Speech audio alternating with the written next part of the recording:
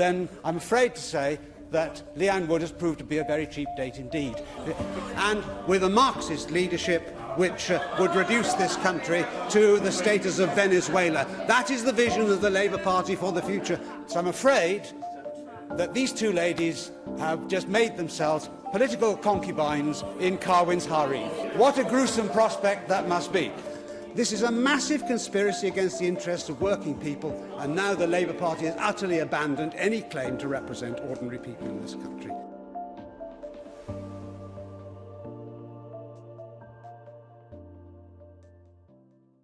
Well, I think after 20 years' experience, and it's clear that devolution has failed in every respect, the people need to have a voice on whether this disastrous experiment should continue. The health service is a total shambles. 5 of the 7 health boards are in special measures or targeted intervention. Our education results are the worst in the country by international measures. Income levels are rock bottom. We've gone backwards in 20 years. We are now bottom of the league table of income, whereas 20 years ago we were second from bottom. And Wales is a one-party state under Labour. It's never going to improve. They don't want private capital in Wales. They want everybody to go to a state school, live in a state house, have a state job, and be servants of the state. Just look at the M4, that £150 million spent on a public inquiry for a project that they never intended to allow to happen in the first place. And when private capital, nearly 500 million quid, was going to come in for the Circuit of Wales, tops of the valleys, Ebbw Vale, the Labour government turned the money away. So it's a dismal failure, and the people need to be able to say, we don't want politicians in Cardiff Bay. We want Wales to be an entrepreneurial country which is going to improve the quality of life for our people. The Assembly is against all that.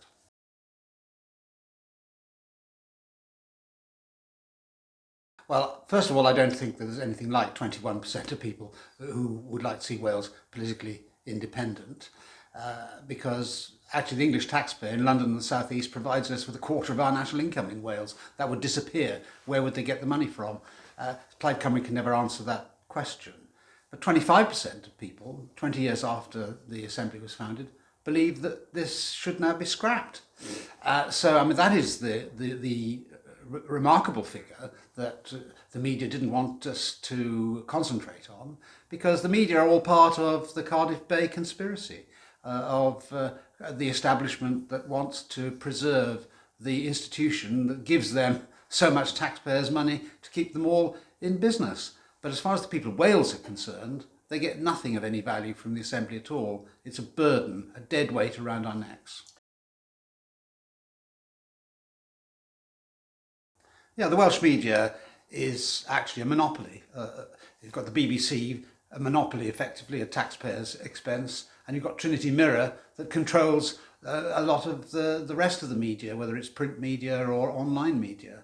And Trinity Mirror is a strong supporter of the Labour Party, and quite a lot of people who work for the BBC are actually closet Plaid Cymru supporters. So it's not surprising that the message about scrapping the Assembly doesn't get through, and disproportionate amount of attention is given to something which will never happen: Wales becoming independent from the rest of the UK.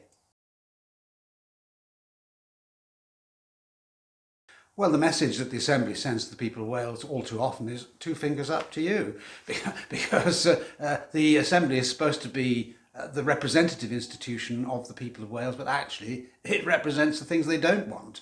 49 of the members of 60 members in the Assembly voted to stay in the EU, for example, whereas 53% of the Welsh people voted to come out. And on so many other things, whereas the smacking ban or teaching sex and relationships in schools, well, we know from opinion polls and from even the government's own consultation exercises that the overwhelming majority of people are against what the government is imposing. And on so many other things, wind farms, for example. Powys County Council turned down a proposal for a massive wind farm in mid-Wales.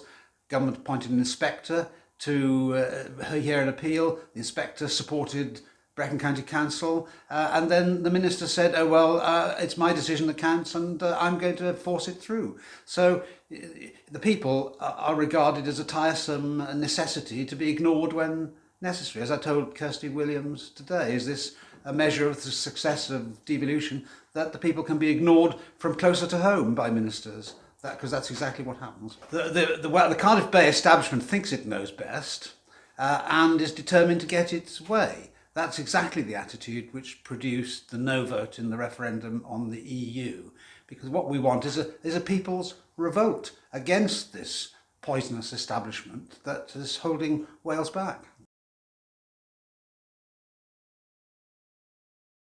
Yes, I do. I think that devolution is not the answer to the uniting of the kingdom. Quite the opposite. We've seen this spectacularly in Scotland and indeed increasingly in Northern Ireland, and I think also in Wales. Plaid Cymru hasn't actually been the beneficiary of this, but what has happened is that parts of the UK are now pitted against one another in a way which never used to be the case. And Wales is the loser out of this on so many levels. Our MPs at Westminster are virtually ignored because the real power is now in Cardiff on the bread and butter issues like health and education or transport or environment and so on. All that's in the hands of the Welsh Labour establishment supported by their little Plaid Cymru helpers here in Cardiff. So it's that left-wing miasma which is suffocating the country that is the reason behind Wales's poor performance on all sorts of measures in the economy and in politics. And the Assembly is not the answer to the problem, it is the problem. Neil Hamilton, thank you for your time.